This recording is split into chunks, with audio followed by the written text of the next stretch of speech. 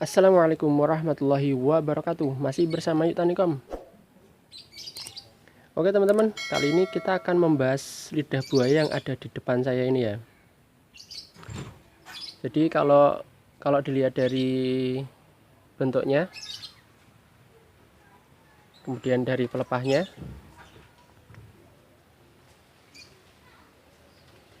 bintik-bintiknya dan lain sebagainya, ini kalau menurut saya ini adalah jenis sinensis. Insya Allah jenis sinensis, atau jenis pontianak, atau jenis jumbo, itu juga bisa. Nah, yang jadi pertanyaan, kok ini tumbuhnya bisa panjang seperti ini ya, malah kayak arborens ya. Kalau arborens kan dia panjang tipis-tipis, tapi lebih tipis dari ini. Tapi ini sinensis kok bisa seperti itu ya.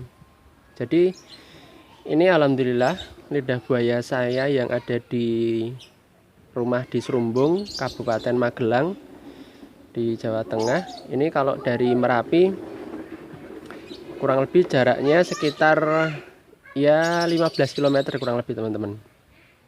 Jadi kalau rumah Gamping dan rumah Serumbung sini itu perbedaan suhunya kurang lebih sekitar 5 derajat. Jadi kadang di sini bisa sampai suhu 17 sampai 19, tapi posisi di rumah Gamping itu suhunya bisa sekitar 23 sampai 25 kurang lebih. Jadi perbedaan suhunya seperti itu. Nah, yang saya lihat itu beberapa faktor ya yang bisa mempengaruhi pertumbuhan dari lidah buaya. Jadi mungkin kalau di rumah teman-teman itu ada lidah buaya yang bentuknya kurang lebih seperti ini, beberapa faktornya yang kurang lebih sama ya.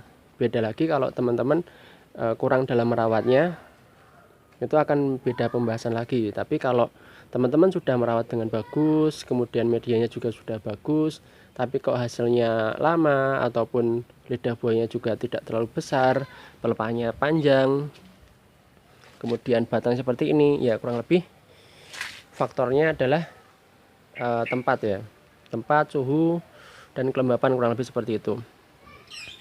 Jadi memang tidak semua tempat itu cocok dan mudah untuk ditanami lidah buaya. Beberapa tempat dia akan sukar ataupun tidak cocok lah. Nah, salah satu ketidakcocokan itu kurang lebih bentuknya akan seperti ini. Kalau dari peranakan itu memang tetap muncul banyak peranakan ya kalau jenis sinensis. Tapi kalau dari sisi pertumbuhan, ketebalan, kemudian besarnya, itu kurang lebih kalau di sini akan jadi seperti ini, kurang lebih ya teman-teman. Walaupun di dekat sini itu ada yang ukurannya udah lebih besar, tapi memang dengan pot yang lebih besar juga.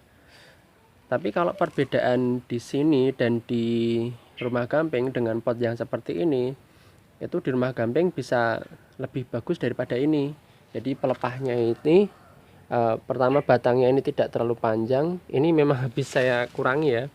Tadi agak meleyot-meleyot. Pertama pelepahnya batangnya tidak terlalu panjang, kemudian pelepahnya juga lebih tebal.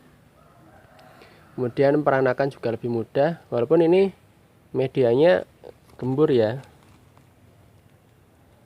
Maksudnya insya Allah bagus lah. Ini peranakannya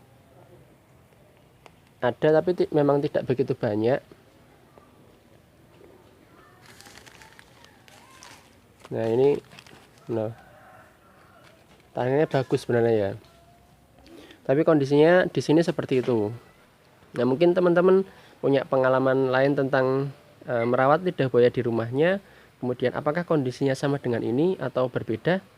Nanti bisa bantu di kolom komentar biar teman-teman yang lain juga tahu perkembangan atau menanam lidah buaya di tempatnya hasilnya seperti apa, kok bisa beda. Karena ada juga yang tanya, Mas itu kok bisa besar-besar, medianya apa? Banyak faktor sebenarnya kalau mau kita jawab bisa besar itu karena apa ya.